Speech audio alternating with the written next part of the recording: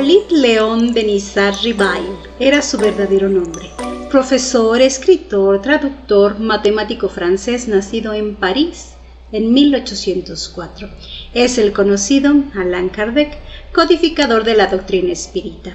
¿Por qué se utiliza ese término de codificador? Bueno, digamos que en realidad la comunicación con los espíritus es algo que siempre ha existido, desde que el hombre es hombre. Ahí están los chamanes, los curanderos, los viejos doctores y sacerdotes tribales en las comunidades antiguas que se comunicaban con el mundo de lo invisible. Siempre han estado ahí, mas nadie se había tomado la tarea, el tiempo, el interés de organizar esos conocimientos, de categorizarlos, de estudiarlos metódicamente y cimentar con ellos una doctrina con postulados concretos, incluso creando terminología adecuada para referirse a los fenómenos que dicha doctrina estudiaba. Y Allan Kardec lo hizo.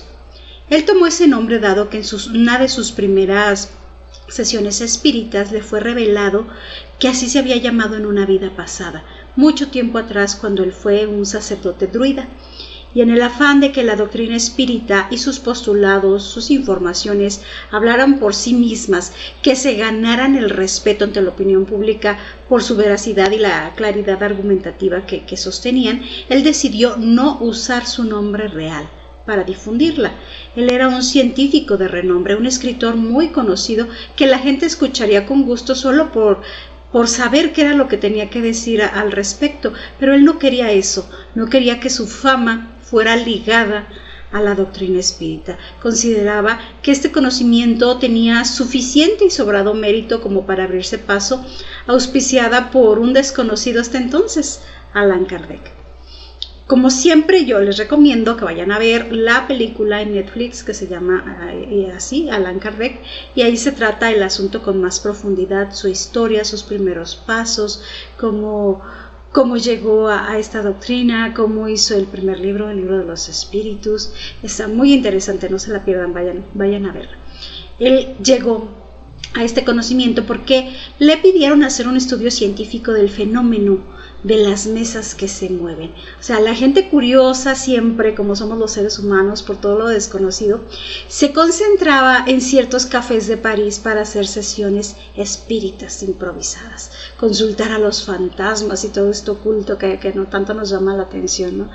Con asombro la gente veía que había respuestas, que se escuchaban golpes entre las preguntas o las mismas mesas se movían dando respuestas. Era todo un fenómeno. A Hippolyte Léon, como científico, le pareció eso una verdadera tontería, pero accedió a hacer el estudio, yo creo que más que nada para debilitar esa superchería, para descubrir el engaño, creo yo. Y al final lo que encontró fue todo lo contrario, ¿no? Pudo probar que el fenómeno era real y que algo más estaba sucediendo. Pudo probar que había espíritus en el más allá y que ellos sí se comunicaban. Entonces, él desarrolló un estudio del fenómeno con todo el rigor de la ciencia, como él lo hacía, como dignificando al mundo de los científicos, ¿no? Desarrolló este experimento y dijo: si yo hago preguntas a alguien que está del otro lado a través de un medium o a través de distintos mediums que estén en lugares diferentes, hago la misma pregunta y obtengo la misma respuesta, si quiere decir que hay alguien del otro lado, ¿no? Sin que un medium esté en contacto con el otro, que no sepan lo que voy a preguntar, a ambos les hago la misma pregunta y si la respuesta es la misma, pues quiere decir que hay alguien más allá contestando, ¿no? Y bueno, él diseñó su experimento, hizo muchas preguntas y después presentó sus conclusiones en 1857 en un libro llamado El Libro de los Espíritus, conformado por más de 1000 preguntas que los espíritus respondieron. Pero no era cualquier clase de espíritus, ni cualquier clase de preguntas, nada de tonterías y banalidades, de que si me voy a sacar la lotería, si me voy a casar, o las cosas que a veces, las trivialidades que a veces nos entretienen a los seres humanos. O sea, no, eran preguntas trascendentales sobre la vida, la muerte, el más allá, Dios y la evolución humana, respondidas ni más ni menos que por un equipo de altos espíritus evolucionados en el amor, comisionados por el mismísimo Maestro Nazareno para venir a quitarnos la venda de la ignorancia, para venir a develar los grandes misterios y malos entendidos que quedaron en su doctrina de amor dada pues ya hace más de 2000 años. Y no solo fue en un libro, sino en varios. 5 de los principales son el libro de los espíritus, el ya mencionado, el libro de los médiums, la Génesis, el cielo y el infierno y el Evangelio según el espiritismo, cada uno con temas muy particulares. El libro de los espíritus, ya se los dije, son preguntas y respuestas. El libro de los médiums es una guía para todo aquel que tiene mediumnidad y que tiene que saber qué tipos de mediumnidad existen, cómo la puede ejercer, cómo se dan los fenómenos, ese fenómeno en cada persona, ¿no? El de la Génesis, que es una historia desde la creación y la evolución del ser humano, cómo se creó el planeta, quién lo creó, por qué fue creado, la raza humana, etcétera, etcétera, etcétera. El cielo y el infierno, que son narraciones y relatos de espíritus y qué es lo que viven al trascender el plano de la vida, o sea, en el más allá. Incluso hay espíritus buenos, hay espíritus malos, hay espíritus medios, hay suicidas, lo que vivieron, lo que te espera al trascender esa barrera, ¿no? Y está el Evangelio según el espiritismo, que de verdad es mi favorito, como siempre se los digo, es oro molido.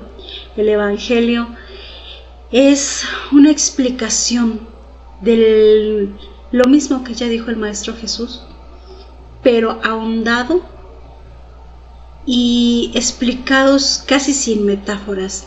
El Maestro utilizaba muchas parábolas, muchas metáforas para decir cosas que no podía decir claramente en aquel momento porque la sociedad y la mente humana no estaba preparada para escucharlo. Y aquí quitan ese velo y nos explican con manzanitas casi qué es lo que el Maestro quiso decir, siempre con aportes interesantísimos de estos espíritus que responden, que están ahí dando esta comunicación, y es maravilloso, es de mis favoritos, el Evangelio según el espiritismo. Cada uno de estos libros es una joya por sí misma, son perlas de sabiduría que no solo disuelven las dudas, los misterios, los dogmas religiosos, sino que te empoderan en el verdadero conocimiento de ti mismo como espíritu que momentáneamente transitas en el envoltorio de la carne.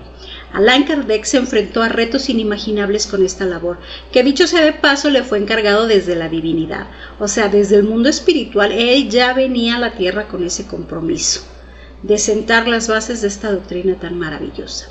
El escarnio de la gente, la crítica, es un reto que se enfrenta hoy, ayer y siempre, pero en la época de Allan Kardec, bueno, era mucho más duro. Él quería que la gente se aperturara a ver las evidencias, o sea, sí, las evidencias recolectadas con el método científico a prueba de error, pero la gente nunca le ha interesado saber la verdad en realidad. El ser humano se siente más cómodo con mentiras a medias que se acoplen a perpetuar su forma de vida en vez de obtener los esclarecimientos necesarios que quizás sí pongan de cabeza tu mundo de momento, porque todo lo que sabes quizás se derrumbe, pero nos lleven a nuevos horizontes de entendimiento. Y siempre la verdad va a ser mucho mejor que una mentira. Por más bonito que adornen la mentira, la verdad es y siempre será mejor. Allan Kardec y sus colaboradores superaron muchos retos y lograron, sí, sentar las bases del espiritismo, que se dice que es una ciencia. ¿Por qué? Pues porque sus fenómenos son susceptibles de ser comprobados con el método científico y con la experimentación. Cualquier buen científico con apertura de mente que se disponga a ir y a observar lo que sucede va a comprobar que el fenómeno es real, tal como le sucedió a Jacobo Greenberg. ¿Recuerdan ese caso con Pachita, con la curandera mexicana? Si no conocen el caso, pueden ponerlo ahí en el YouTube y van a ver que él iba con todas las ganas de desenmascarar el fraude y lo que descubrió fue un fenómeno auténtico y real. Y en sí, bueno, ¿qué es el espiritismo? ¿Cómo lo definimos o cómo lo definirían ustedes? Bueno, El espiritismo es un conocimiento, es una doctrina que parte de la comunicación con los espíritus, pero que no se suscribe solo a ello. También tiene como objetivo llevar a cabo la reforma íntima, la reforma moral del individuo a través de las enseñanzas del Divino Maestro de Nazaret. El amor y la caridad son las dos grandes banderas que enarbolan la doctrina. Pero más específicamente, estos son los postulados de la doctrina, o sea, la respuesta a ¿en qué cree un espírita? Número 1, cree en la existencia de Dios. Número 2, cree que el alma es inmortal, o sea, la vida después de la vida y que no existe la muerte. Número 3, cree en la evolución a través de la reencarnación. 4, cree en las comunicaciones de mediunidad, o sea, el hablar con los espíritus. Número 5, cree en la pluralidad de los mundos habitados. Número 6, tiene al Maestro Jesús como ejemplo y guía. Esos son los postulados de la doctrina espírita. En el número 1, que es la existencia de Dios, es precisamente esa la primera pregunta que hace Allan Kardec, que le hizo a los espíritus. La primera que vas a encontrar al empezar el libro de los espíritus es ¿qué es Dios? ¿Qué? Preguntó él, no quién. Inteligentemente, como él lo era, sin presuponer que Dios fuera un ser, para ver la respuesta que le daban los espíritus, preguntó así, ¿qué es Dios? Y su respuesta fue, Dios es la inteligencia suprema, causa de todas las cosas. Así, nada más, sin más complicaciones. Para los espíritas, sí, Dios es esa inteligencia suprema, causa y origen de todas las cosas. Pero también es el Padre, aquel Padre al que el Maestro Jesús nos enseñó a orar. Pues si es causa de todo, es el Creador. Y si creó nuestra vida, pues es nuestro Padre y bien merece ese nombre, ¿no? En el segundo postulado, el alma es inmortal, o sea, no hay muerte. Hay sobrada evidencia en la literatura, y yo creo que en la vida de cada uno de nosotros como para acreditar en ello, ¿no? No existe la muerte, no en realidad, no como la suele concebir el ser humano. El final de todo, un lugar lleno de nada, no, eso no existe. Es solo dejar la envoltura de la carne y seguir con el camino en otra dimensión, con otro paradigma de existencia, con sus propias leyes físicas que dan origen a otra clase de materia, una materia no tan densa, más sutil, pero es vida, la vida continúa. Y ustedes ya han leído bastantes testimonios en los libros que aquí hemos estudiado, de quienes parten en paz y dicen sentir esa liberación de la cárcel del cuerpo, porque ven al cuerpo como eso, como algo pesado que te impide volar, que te impide salir, que te impide tantas cosas, porque la realidad del espíritu está allá, nuestra realidad está allá en el mundo espiritual.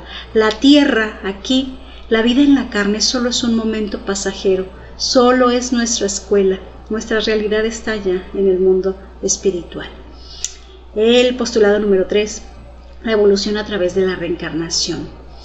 O sea, tenemos oportunidades sobradas para aprender, para perfeccionarnos, para evolucionar, para solucionar conflictos con quienes nos enredamos en deudas kármicas, vivir una y otra vez en esta escuela, en nuestro planeta de expiación, pasando pruebas, pasando cosas difíciles, ¿sí? Porque aún vamos en ese estadio, pero evolucionando poco a poco y rumbo a un planeta en regeneración. Muchas vidas, muchas oportunidades, pero siempre tienes la opción de ganarte renacer en un mundo mejor, dependiendo de la evolución que logres, ¿no? Número 4, el postulado número 4, la mediumnidad, la comunicación con los espíritus. La mediumnidad es la herramienta con la que se trabaja en el espiritismo para comunicarnos con las personas que tienen más desarrollada esa capacidad. los médiums. Pero todos tenemos en cierta medida esa habilidad. Es una capacidad orgánica, innata, está por default en nuestro sistema, en nuestro ADN. Así fuimos creados, solo que algunos momentáneamente tenemos esas funciones medio apagadas, medias en desuso, pero en un futuro se dice que se van a conectar. Tiene toda la lógica del mundo, ¿no? Cuando la humanidad eleve su conciencia, todas estas capacidades también van a potencializarse. Hay muchas clases de mediumnidad, muchas, pero ya en otro video hablaremos especialmente de cada una de ellas. El postulado número 5, la pluralidad de los mundos habitados. O sea, en la casa de mi padre hay muchas moradas, así lo dijo el maestro. La vida no es exclusiva de este planeta. Si no se nos ha dejado ver más allá es porque estamos vetados de ir a otros sitios, hasta que nuestra evolución nos lleve a ser una sociedad menos peligrosa, menos dañina, más amorosa, hasta que podamos vernos unos a los otros como el prójimo. Hasta entonces se nos va a permitir ver y pertenecer a esa gran sociedad universal. Nada más pregúntense, ¿a qué iríamos a otros planetas? ¿A hacer la guerra por recursos naturales? ¿A conquistar? Pero todo llega en su momento, y sí, está pronosticado ese tan ansiado encuentro con otras civilizaciones de otros mundos muy pronto. Por ahí Chico Javier nos lo advirtió, los próximos 35 años de aquí al 2057 van a ser muy movidos, muy interesantes para la Tierra, en todos los sentidos, descubrimientos científicos, tecnológicos, médicos, y el encuentro con extraterrestres también se va a dar. Grandes cosas y grandes descubrimientos van a suceder para que se derrumben los paradigmas limitantes que tiene el ser humano en cuanto a la evolución y la espiritualidad. Hay toda una gama de planetas, hay una división desde los planetas primitivos, en expiación, regenerados, felices y celestiales. También después haremos un video específico para hablar de esta gama de la evolución de los planetas. En el postulado número 6 tenemos al Maestro Jesús como ejemplo y guía. Su enseñanza más que nunca es necesaria ante la situación que vive nuestro mundo. Nunca fue más necesario el amor al prójimo, la comprensión y el perdón. De ahí que como espíritas repitamos la máxima: fuera de la caridad no hay salvación.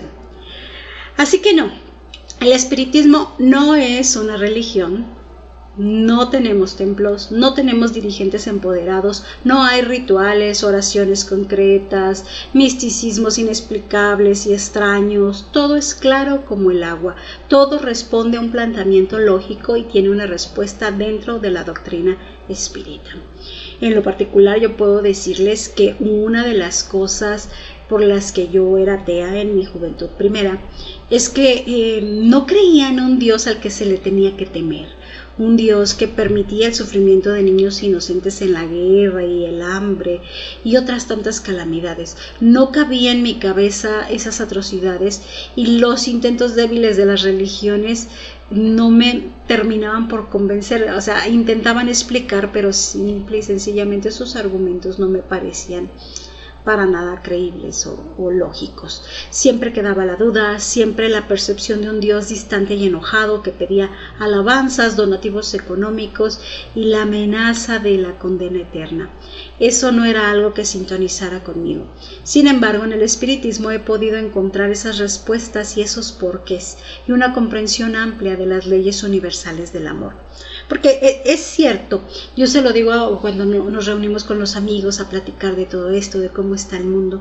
Les digo que venimos a este mundo a vivir sin instructivo. Nadie nos explica esas leyes, nadie nos dice cómo funcionan. No sabemos las reglas del juego, no tenemos memoria de lo que hemos hecho en otra vida y está bien, sé que es por una razón, hay una razón para ello. Pero al no saber tampoco contactar con nuestra propia conciencia, con nuestro propio ser, quedamos muchas veces desprotegidos. La sabiduría definitivamente está en el espíritu, internamente está ahí, está en nosotros, pero nadie se preocupa por decirnos que hay que mirar adentro, por enseñarnos cómo mirar adentro, por tomarle importancia a eso, porque estamos envueltos en una sociedad donde el poder y el control son lo más preciado, no la felicidad. Si queremos ser felices es una lucha que a cada uno nos toca hacer por nosotros mismos.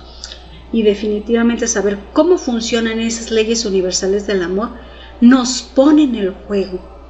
Te pone las reglas del juego para que tú puedas tomar tus decisiones en conciencia, en conocimiento, para que sepas de qué va todo esto, para que sepas qué hacer para evolucionar, de dónde vienes, a dónde vas, a dónde quieres llegar como un alma encarnada, como un espíritu eterno. Yo no les voy a decir que el espiritismo es la única doctrina y que mi conocimiento es el verdadero, o que tal religión es mala, o que eso no va con nosotros. El espírita respeta absolutamente todos los credos, todas las formas de pensar, y es muy respetuoso con lo que cada persona decide creer. El espiritismo no es el único conocimiento que posee la verdad. Cada conocimiento es respetable, cada religión, cada doctrina tiene una visión, una panorámica de la verdad desde distinta postura. Y bien llevada, yo creo que cualquier religión que ponga como máxima el amor, bueno, te acerca a Dios, porque lo importante es que seas una buena persona. Pero igual, si tienes una mente inquieta intelectualmente, si eres de mente curiosa y necesitas esas explicaciones como en un momento yo las necesité, que necesitas saber cómo, cuándo, dónde, por qué, algo que te sea lógico, que te diga sí, que quieras dar ese saltito de ya no tener fe, sino tener certezas, bueno, el espiritismo te ayuda a eso. Además que te guía en la dulcificación de tu ser, porque cómo le hace falta a este planeta seres humanos más dulces.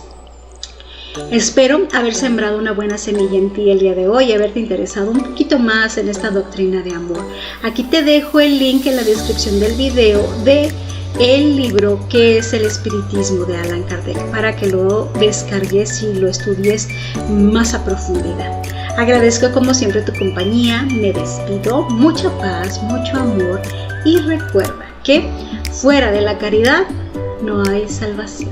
Hasta la próxima.